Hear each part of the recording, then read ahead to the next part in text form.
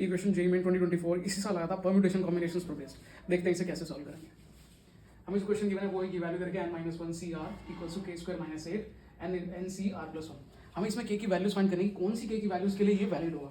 क्या करेंगे, सबसे पहले इस टर्म को इधर डिवाइड में ले आऊंगा, ये बन जाएगा NCR+1 और ये यहाँ से टर्म गायब हो जाएगी।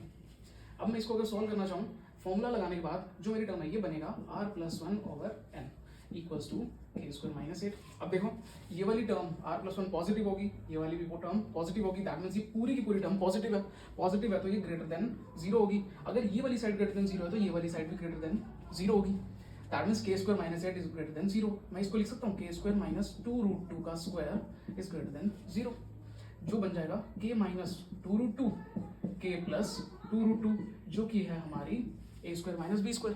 अब देखो यहाँ से की वैल्यू क्या आएगी, k की वैल्यू बड़ी होनी चाहिए 2√2 से और k की वैल्यू छोटी होनी चाहिए -2√2 से, सॉरी बड़ी होनी चाहिए -2√2 से। तो जो इसके सोल्यूशन होंगे वो क्या होंगे कि k बिलोंग करता है -∞ से -2√2 तक यूनियन 2√2 से यूनियन ∞। ये हमारी वैल्यू आई थी फर्स्ट वाले केस में। अब मैं बात करता हूँ, हमें गिवन था NCR+1, ये गिवन है, दैट मींस इसकी वैल्यू है वो इससे या तो इक्वल होगी या बराबर होगी या बड़ी होगी। ये हमारी k की वैल्यू आई थी फर्स्ट वाले केस में। अब मैं बात करता हूँ NCR+1 हमें स्टार्टिंग में गिवन था, इसका मतलब क्या n की वैल्यू इसके इक्वल टू या फिर बड़ी होगी, तो इसका मतलब n की value greater than equal to R+1। अगर n की वैल्यू इससे बड़ी है तो मैं कहता हूँ 1 की वैल्यू बड़ी होगी या इक्वल टू होगी R+1/n, या फिर मैं लिख सकता हूँ R+1/n की value less than equal to 1 होगी। ये किसकी वैल्यू थी, ये थी k² - 8 की वैल्यू, पिछली स्क्रीन पर आपने देखा था। तो k² - 8 की वैल्यू क्या होगी, less than equal to 1, that is k² की वैल्यू होगी लेस देन इक्वल टू 9। ये कब पॉसिबल है, जब k की वैल्यू 3 और -3 के इक्वल हो, दैट मीन्स k की वैल्यू लाई करती है -3 और 3 के इंटरवल में, -3 और 3 का क्लोज इंटरवल।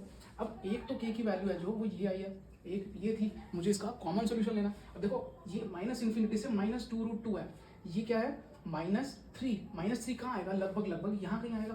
तो जो मेरा सोल्यूशन है वो क्या बनेगा, k की वैल्यू कहाँ बिलोंग करेगी, -3 पे आएगी, बड़ी ब्रैकेट क्लोज ब्रैकेट, क्यों, क्योंकि ये एक पॉइंट है, ये इसकी वैल्यू पे आता है, और -2√2 साथ में यूनियन 2√2, ये क्या है 3 पे भी इक्वालिटी है, 3 कहाँ आएगा, लगभग यहाँ आएगा, तो कॉमन सोल्यूशन में आ जाएगा 3, यानी -3 close interval -2√2 union open interval 2√2 फिर 3 पे क्लोज इंटरवल।